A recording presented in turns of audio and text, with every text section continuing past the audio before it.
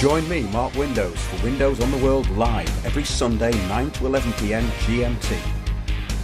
Check out our archive and program stream at windowsontheworld.net. Welcome to Windows on the World. On this show, we're going to be talking about the reality of demons. We have on the homepage an article which contains all of our shows with Jerry Marzinsky and our other guests, and it's called Demons Are Real. And you can access every single show through that article on the homepage at windowsontheworld.net. Most of the listeners to Windows on the World will be familiar with Jerry Marzinsky, retired psychiatric practitioner and revolutionary in the respect of looking into what spiritual possession actually is. So, Jerry, we met recently in Romania for the first time, and we've been talking to each other since 2014. And over those years, we've produced many, many shows. So for those who don't know about you, give us a brief potted history. Well, I've been working with psychiatric patients for close to 40 years and studying the voices that schizophrenics hear. And it turns out that they are not hallucinations as the psychiatric mafia says they are. They run very, very well-defined patterns.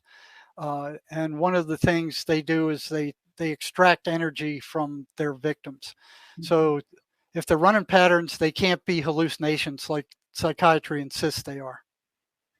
That's it. And your work in this, we have covered over many years. So go back into the archive for that. You can find a lot of stuff on Jerry's website, jerrymarzinsky.com, and also Engineering Mental Sanity on YouTube.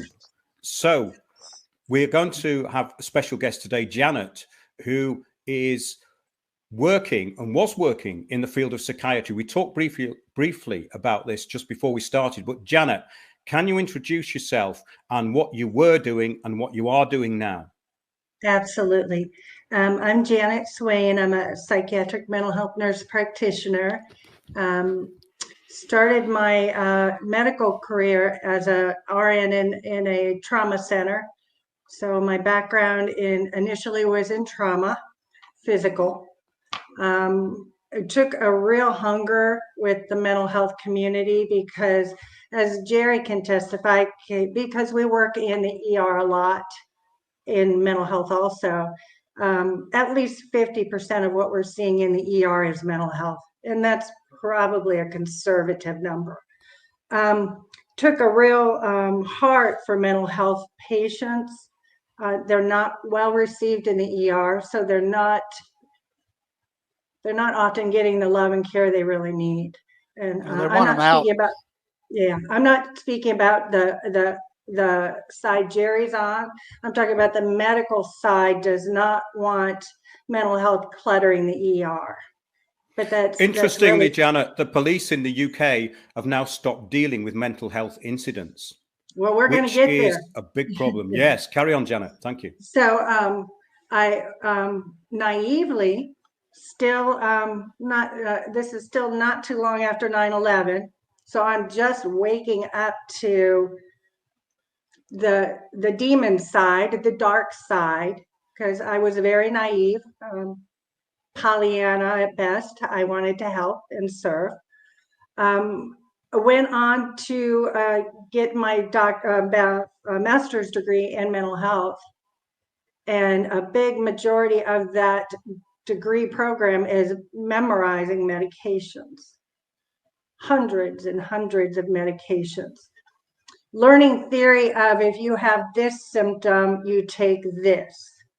And the whole mental health theory behind it is we're dealing with neurotransmitters. We're dealing with serotonins and norepinephrines and dopamines. And this is what we're telling our patients. You know, if you're having manic features or emotional dysregulation or hearing voices, we're targeting dopamine.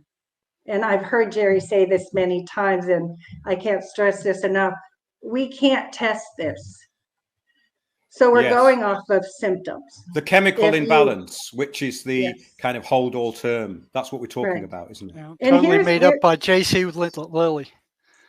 The drug companies made it up. The irony, and you learn all about this. You don't learn it in school, but the irony is you have more serotonin in your gut than you do in your head. And yet we're targeting serotonin in the brain. And as Jerry probably will go on a tangent too, the mind isn't even what we've been taught it is. And clearly when you learn what the mind is, everything starts to make sense. It all just starts to make sense. I don't want to get off track. Once I graduated, I would say my first year to 2 years, I was in community mental health. And I'm sorry, I'm in Texas and we have horrible, horrible pollen and I have allergies because I just went on a huge country retreat. So bear with me. The community mental health was awesome because we may not have seen great progress in improving their mental health, but we were helping them. We're getting them housing. We were getting them resources. We were making a difference. I didn't see improvement, and I don't ever want to use that word. I rarely saw any kind of baseline I would want for my own family at all on medications. I just didn't. And it broke my heart to see the outcomes we had to use for children. It is not acceptable. It's just not. I went into private practice, which was atrocious. The goal is to see a patient every 15 minutes, and that includes prescribing, reviewing meds, making sure meds aren't interacting, talking to the patient. All that has to be done in 15 minutes, and you're seeing another, and you're seeing another, and you're seeing another. And we don't even have time to hear them. We're not Just hearing them. dishing out medications. Right. And I just don't want, I could go on, Mark. I moved on to that's a really good introduction, Janet. And that's very, very clear. Yeah. And that painted a very vivid picture of what's going on in mental health. And that's what I saw. I think that is a very good way of starting. And when you mentioned 9/11, that was a big wake-up call for a lot of people because it was the start of a whole new world system. Yes. And the audacity of that event was a traumatizing event. And when you talk about the amount of mental health patients in the ER, that is something I didn't quite know about. So you're saying that up to 50% of people who attend. I'm saying that's conservative. Really? Because you have to also consider, I'm sorry, you go ahead, Jerry. Yeah, I saw the same thing. I mean, they didn't want those mental health patients in there. They didn't know what to do with them. They just wanted us to get them out. They didn't care how we got them out. They just wanted them out because they didn't know what to do with them. So yeah, I'd say easy 50% were mental health patients. To play off of that, here in the county I'm in Texas, they would get them out and they would end up in the jail. And I worked in the county jail also.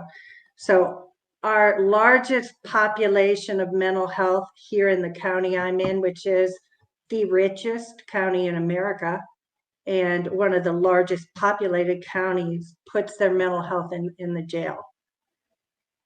And I saw the prison full of mental health patients. That's where they are. I had an Alzheimer's patient in lockup for a DUI. It's unbelievable what you'll see in there, and it's heartbreaking. I don't think it's much better in the UK, and the UK is going to a private system also. In fact, the private system's already in. They just masquerade it under this banner of the National Health Service, which is basically a bunch of private companies now. And I did a show on that a while ago. So thank you for bringing that up. Yes, it's very important. And this kind of locking up of people with mental health issues is very prevalent. And it's not taken account of by the police or the courts unless it's fully diagnosed. And I've had experience of that. But yes, let's carry on because this is getting very interesting now. So when can I play off that? Yes, of course. It's very important. That was my frying pan to the face wake up of how toxic and dysfunctional the mental health system is when I got to the jail, because it was already bad enough, the crock of how we weren't helping people and how A lot of people are making a lot of money. When I got to the jail, again, still a little bit naive and very excited to work with that population, very high acuity. These are some of the sickest of our mental health. And it's rewarding to work with it if that's, you know, where you're driven. These contracts that these private companies get in these jails are astronomical. Yeah, they're the worst of the $billion. worst too. They could care less about the patient. So I don't want to say anything I can't prove, but there's a term in the military, the appearance of impropriety. There Yes. is an appearance of impropriety that there is a lot of bonuses and kickbacks going on for not spending money. Because I was reprimanded if I saw too many inmates. I was reprimanded if they were starting in, again, I'm not a fan of medications, but as Jerry will say, some people you have to stabilize somehow. Yes. You can't work with them yet. Yes. And so certain medications will cost more than others. And the whole game is money. It's all money. And no one's listening. And nobody's getting better either. Not even close. And no one, No. and people are getting hardened. They think it doesn't work, so they just get on this game, the wagon of there's money. We're cranking out so many mid-level practitioners because the jail will pay me 6 figures to do nothing. To do nothing. Just show up, see Dish a out few meds. people, don't spend too much money, and go home. And don't rock the boat. Yeah, that's the big one. Yeah. Absolutely. And there has been evidence of that in the UK and the culture of cover-ups quite recently. And people in the UK will know what I'm talking about. But that's a great opener. When did you start thinking that there was something going on other than random hallucinations or psychosis? I was smiling because I can tell you exactly when. So I recommend anybody who's a believer. I'm a spiritual girl. I'm a believer. Go see the movie Nefarious, because I had not one but 2 nefarious moments. One was in private practice. I had a very charismatic man in my office, very charming, prodding with me like the voices will, prodding with me, laughing like the voices do, Jerry. And he said, I know who you are. And I said, you do? Who am I? And he goes, I know who you talk to. And I said, you do? Who do I talk to? And he goes, I know.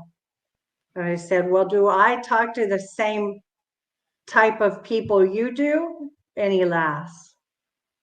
Maybe.